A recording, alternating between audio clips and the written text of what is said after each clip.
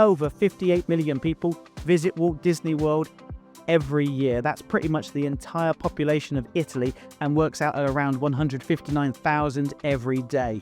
Or 2 Wembley stadiums. That's a lot of people all trying to go on the same rides as you, and with so many people visiting, you can't afford to make rookie mistakes. But don't worry, I've gathered the 9 things that Disney World pros never do, and neither should you. Let's crack on. My name is Martin, I'm a former Disney cast member, and now I help people like you have better holidays to Orlando. Last year we helped over 12,428 happy holidaymakers visit the Sunshine State, so we know what we're talking about when it comes to all things Orlando. Let's start with something close to my heart. Food, of course. Don't settle for average food. There are some amazing places to eat at Disney World and some not so great. Most newbies think that Disney World is just going to be beige food. And yes, there's a lot of places where you can get a plate of beige, but there's also some awesome tasty treats too. Take pizza, for example. Yeah, you can get pizza in a lot of places, but the quality really does vary. Knowing the difference between where you can get amazing and not so good pizza doesn't have to be tricky with your personalized park planner, and don't think you have to eat in the theme parks too. For example, Magic Kingdom doesn't have the best quick service restaurants, so I like to jump on the monorail or boat over to the Poly for lunch there, or head down to Disney Springs for a bit of Polite Pig. It's so worth the trip. By going a bit further, you can let your little ones have a nap in their stroller whilst you have a calmer meal away from the crowds in the parks. You should never have to settle for average food. It's your big, amazing holiday, so the food should be pretty tasty too. Keeping with food, don't queue at a quick service restaurant. I'm always amazed at the number of people queuing to order food who are also looking at the My Disney Experience app whilst waiting. You know, you can order the same food on the app and get out of that queue, just whip your phone out. The kids probably already have one to hand, tap in your order, and hey presto, you've skipped the long lines to order. When you get to the restaurant, just tap "I'm here" and wait for the app to tell you your lunch is ready. It also works with the Disney dining plans too, so there's no excuse not to mobile order unless you really love waiting behind an indecisive family who only think about what they'll order when they get to the front of the queue. You can even plan ahead and place your order for lunch a few hours in advance. That means when you rock up at the restaurant, 1 or 2 people can pick up your order whilst the rest hunt for a table. Doesn't that sound much easier than everyone joining a long queue waiting for food and then trying to find somewhere to sit? And speaking about avoiding crowds, never go to a park without checking how busy it'll be. Even a day can make a massive difference. For example, last September we were in Magic Kingdom and Big Thunder Mountain's queue was around 15 to 20 minutes throughout the day. Next day was a different story.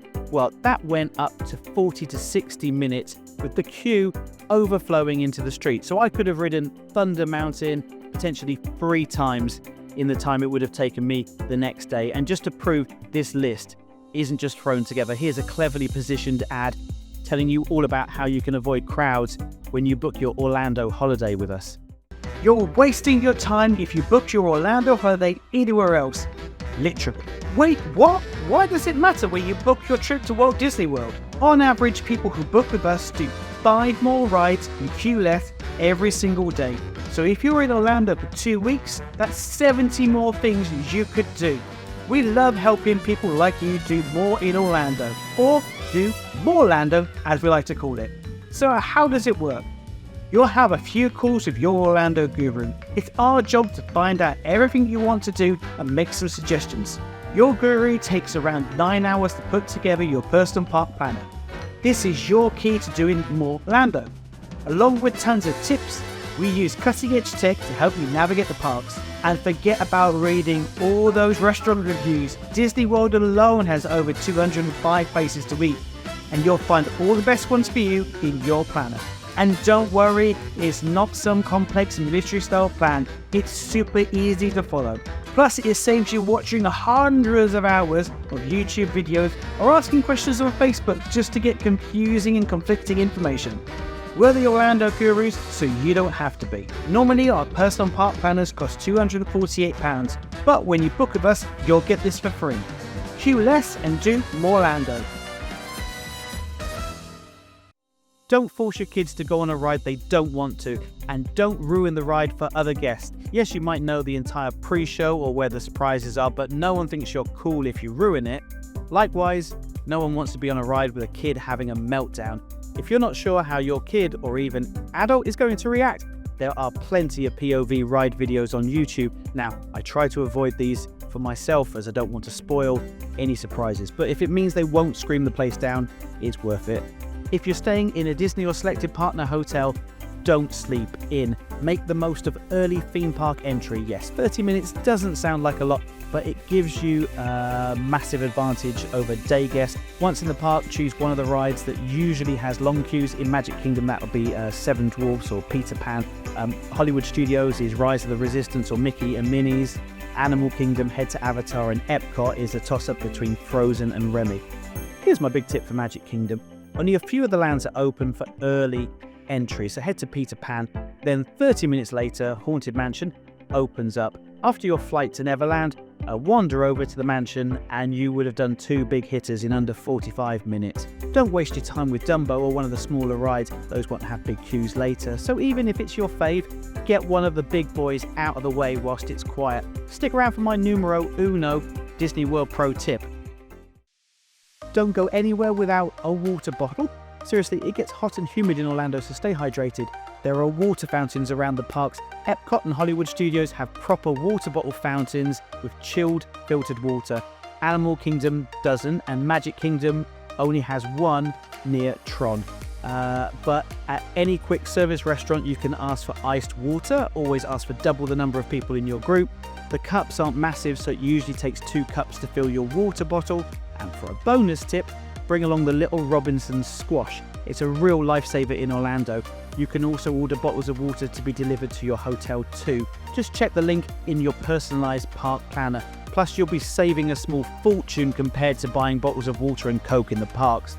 Number 7, don't forget to have a day off. Yes, you want to spend every waking second in the parks. I'm the same. But after 5 or 6 days, that Orlando sun, queuing, and miles of walking will take its toll. Build in a Disney down day. This could be just chilling in the pool, not waking up at the crack of dawn. Or how about wake up early, get a relaxed breakfast, then head to the parks for a photo shoot. When you book your Orlando holiday with us, you'll get Disney's Memory Maker included. It's worth $210 and gives you all your digital Disney photos. Now, normally when you get a photo in the park, you're hot, hungry, and your hair's a mess. Well, not mine, of course. But you're not looking Insta-ready, so on your down day, get your glad rags on and hit up the PhotoPass photographers. Just a few more Disney pro tips left to share with you, but do you have any for us? Leave us your tips in the comments. Number 8, don't overplan your day. It's not a military operation. Things happen. Rides go down, the heavens open, or your kids suddenly have a change of heart.